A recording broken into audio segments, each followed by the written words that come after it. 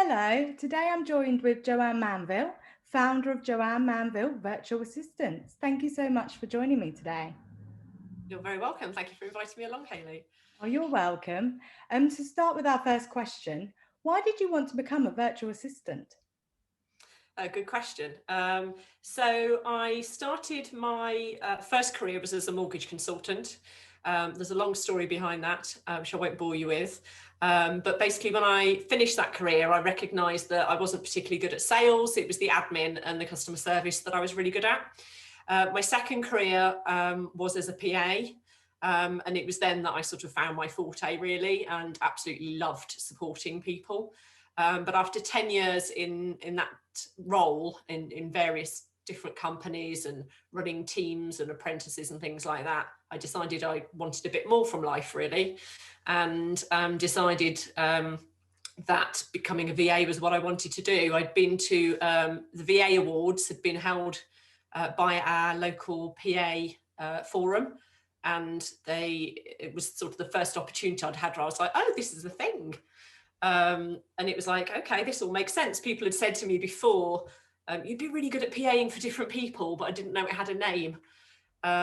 But it wasn't till another, probably a couple of years on from that, when I actually took the plunge and actually started the business. So yeah, it took a bit of a while. Wow, and starting your own business as well, it's really taking a plunge. It is, but I was really lucky. I'd got married, I'd got a supportive husband, which I think is part of it. You know, you have to have the people around you that are saying, yes, you can do this. I think we have enough negativity in life and naysayers and why are you doing that? And that's a risk. And, you know, I was in a really good job, really good pay in the NHS. And, you know, I'd got really good friends and a really good team around me. So it was a real sort of jump, could have been from the frying pan into the fire, really. But no, it was the right decision, thankfully. Yes, definitely. You've been running for 4 or 5 years now?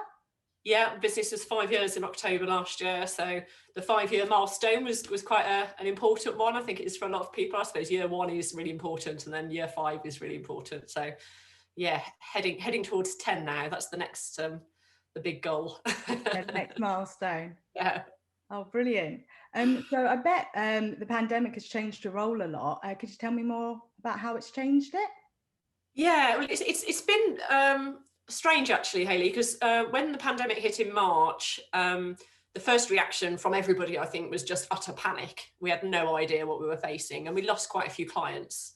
I had recruitment consultants, people in construction, people in events that their businesses were just, you know, stopped. They were completely over. But then there was also other businesses like trainers and consultants that we work with a lot who went into panic. And the initial reaction from some of them was, you know, I've got to stop everything. I can't spend any more money. And it was a little bit like, oh, God, what are we going to do? But actually it settled down again quite quickly. Unfortunately, the recruitment businesses, the construction ones, haven't come back. And I think, you know, you can understand why with what's going on with those. But more general businesses continued and have in fact grown. We've had a lot of people that have diversified their offering. They've tried to go online, so they've needed support with that. And just other businesses we found have used the time that people were furloughed from jobs and have spent that time thinking, oh, I want to start my own business. Or people that were in their own business were, because of lack of childcare or whatever whatever the reason was, were forced to stop and pause, and they had absolutely no choice about that. So they had more time to actually think about their business, what they wanted going forward, and actually then sort of came to us for us to help them deliver that. So whilst the initial panic in March was, oh my God, you know, let's chop all of our support, what's actually now happened is a complete reversal of that. And most of our clients are asking for more support every month. You know, it just goes from strength to strength, and we're getting lots of inquiries from people needing support. So it's been, you know, overall challenging, but a period of growth for us, actually. Oh, that's good to hear. And Yeah, it's really amazing how everyone has adapted to the situation. it is. And I think people had to do it so quickly as well, didn't they? You know, it was sink or swim. And you know, luckily a lot of people have taken the time and they're swimming. Oh, I do miss my swimming, I must say. Oh yeah, my daughter does too. I've got a 4-year-old. She's absolutely desperate to go swimming. Really frustrating because she was doing so well and really, the armbands were coming off, so to speak, and yeah, all stopped. So back to square one probably with that one, but Oh no, I'm sure she would have kept some of the momentum. I hope so. So that leads me on to my next question. Could you tell me more about the Southwest VA collaboration, please? Yeah, of course. So coincidentally, this also happened in March. So it's something I'd been thinking about for quite some time, actually, since I started my VA business, having had the support of the PA group, sorry, that I was a member of. I wanted something for VAs. The PA group was still meeting at that time, and there was a lot of VAs actually attending that. Which was really, really nice. We'd have meetings and you'd end up with a cluster of VAs all together. And I was like, okay, well, perhaps VAs need something specific for them. So the idea was there, but it wasn't until March last year that I decided to launch it. And I put some feelers out and said, do any VAs in the Southwest fancy sort of getting together, sharing ideas, supporting each other. And it was really, really well received. So we had our launch event in March. And then lockdown kicked in. So we went online. We've grown a lot in the last year. We've now got 78 members and we meet every month with guest speakers. Sometimes we'll have like a Q&A. My good friend and colleague now, Rachel Guyot, who is the owner of More Than Just a PA, she agreed to co-host the Southwest VA collaboration with me. So together we have these, the regular sessions, and members can, grill us and grill our experience. And we also have sessions for people who've just started as VAs as well, because their questions sometimes can be quite different to established VAs questions, and also it puts it in a safe environment where they don't feel like it's a silly question that they're asking. And yeah, we've got a really active LinkedIn community as well. And I think everybody's just really, really looking forward to actually meeting each other when we can get face to face again. Our original plan didn't include meeting online. That was sort of forced upon us by lockdown. But actually what it's meant is that whereas with face-to-face meetings, it's likely that it would have been people in and around Exeter, which is where I was based, that would probably end up meeting with us. But because we've gone online, we've got VAs all across the whole of the Southwest, from Dorset, Cornwall, Bristol, Gloucester, and it just means we've all been able to come together, which is fantastic. So we're going to continue with those. And that leads me on to the next question, actually. How has the community supported you and your team? Oh, it's been amazing. So some of the ladies that I've met have joined my own business. So they are now associates within my business. So that's been really good. And I think Rachel has found the same as well, is that, we've been able to get to know people and almost vet people. It's who we work with is very much personality as well as skills. So we've, through this been able to get a feel for how people work and what their values and ethos is. So it's, helped us grow our own teams as well.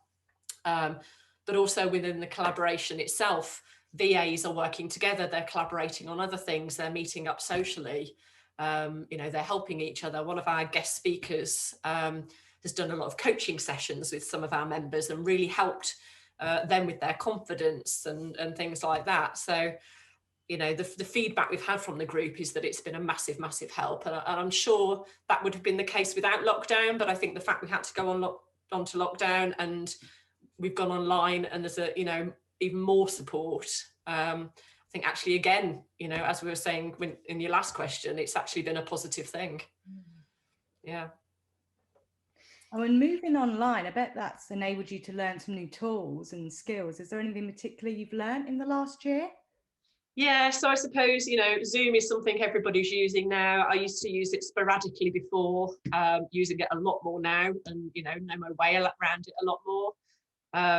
We used in our Christmas get-together something called Poll Everywhere, which was like an interactive quiz that we could do, so people could vote on their phones for different options, and that was quite good fun. So that was linking PowerPoint into Zoom, so that was quite fun. And a lot of my clients have gone online, and a lot of them have changed onto Microsoft 365. So that's been quite a learning curve as well. Like most PAs, you know, you learn Office, you learn Outlook, Excel, Word, but you work it all out yourself. But the 365 is obviously, you've got Teams, you've got Planner, you've got all this other suite of stuff that you've sort of never come across before, that all of a sudden everybody's wanting to know about, and they come to you as the expert. So, you know, it's been quite a learning curve having to use all of that as well. But that's good. It's all good. Yes, I bet. And it'll be really beneficial moving forward as well. Yeah, absolutely. Absolutely. Yeah. Are there any tools or apps that you would say are vital to your role? Good, yeah. So the main ones that I use literally all day long, I've got a project management tool called Avasa. So that allows me to track the time that we spend working for clients. And because I've got a team, it allows all of the team to track the time and see how much each other has spent as well. And that's really important because our clients on the whole have retainers, so they buy a certain number of hours per month. And, you know, if the team don't know how much time other team members have spent, then how do we know when we've reached how much time we should be using for that client? So that's been really, really important for collaboration for us.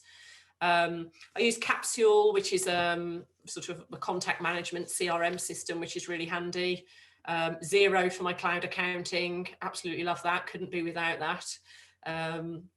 You know, I just find that really helpful, and it's got inbuilt reports and things, and I love a report, love a bit of analysis. So that's, you know, really helpful as well. And then the other one I use a lot is Canva, something that, you know, a lot of people are using now. It's a very easy, user-friendly design system, tons of templates in there, tons of images. There's so much you can do to it with limited knowledge. So not being a very visual person, that tends to be my sort of go-to in terms of design.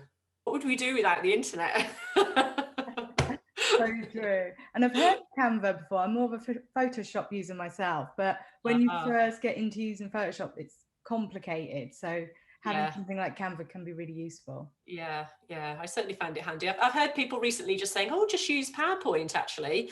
And, you know, now I'm looking at 365 more.